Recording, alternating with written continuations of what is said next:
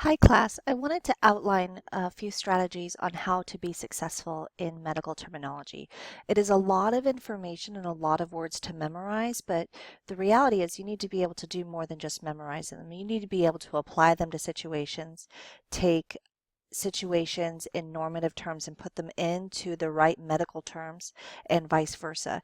And so we're going to do that in a short period of time. And I've structured your class in order to help you be the most successful that you can be. And so I wanted to highlight a few things to you. Let's go right into chapter 4. For example, every chapter will start with an overview of the learning outcomes. This will help guide you to understanding how should I be looking at this material?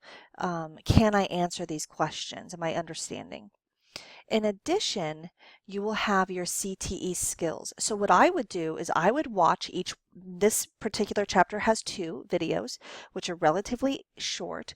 I would look at my PowerPoint and I would watch these videos to get an overall sense of the introduction to this chapter, which happens to be musculoskeletal.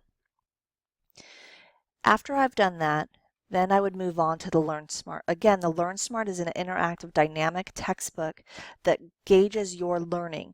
So if you really know the information, you're going to be able to go through the LearnSmart really fast.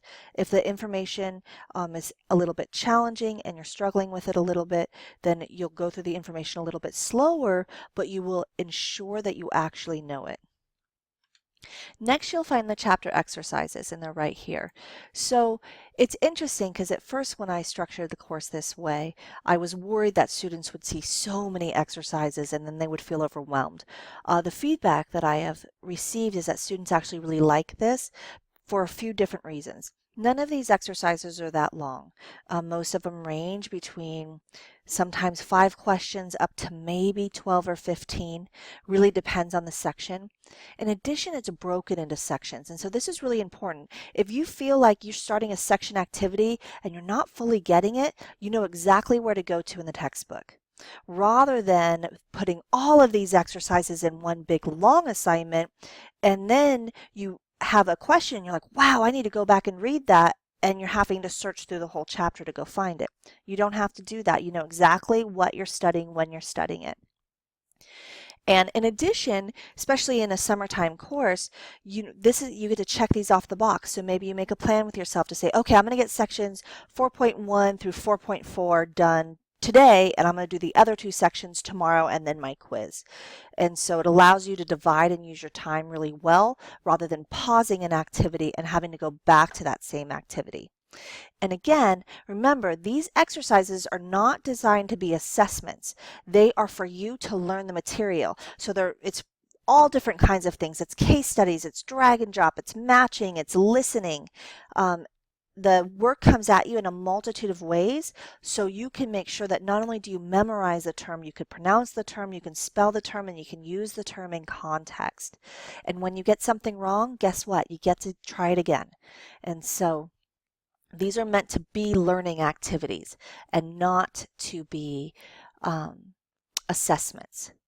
So let's go to what those assessments would look like. You have 3 things. You have pronunciation. So every student is assigned 10 words for you to pronounce into the microphone. I've already given you a video on how to set that up. I will grade 5 to 10 students every week. And so I look at pronunciation as participation.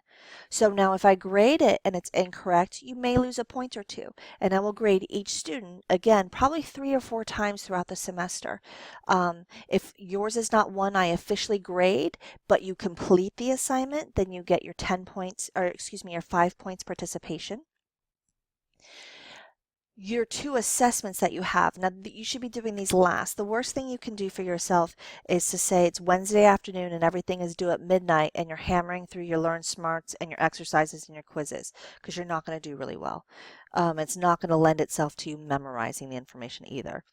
And so your spelling quiz, which is 10 words long, and then you have a chapter quiz, which is 15 questions, and these are designed to be assessments. And so you want to give yourself the ability to have completed everything prior to that, give yourself a chance to study. you can at any point in time use these midterm and final prep. So I say it's midterm and final, but if you wanted to review for a quiz, you definitely could if you wanted to. I'll show you something else you can do too. And so you see here that here are your quizzes. And so I intend, when I design your week, I intend you to approach the week in this way, pretty methodically. And this will lead to you being really successful. Also, if you approach the work in this way, if you take the time on the front end, you'll know the work on the back end. And so every time if you're thinking, wow, I don't really feel like doing a Learn Smart, I guarantee you every student, and I've been using this technology for about 3 years, every student who does the work on the front end has no problem getting an A. They just are able to nail it down.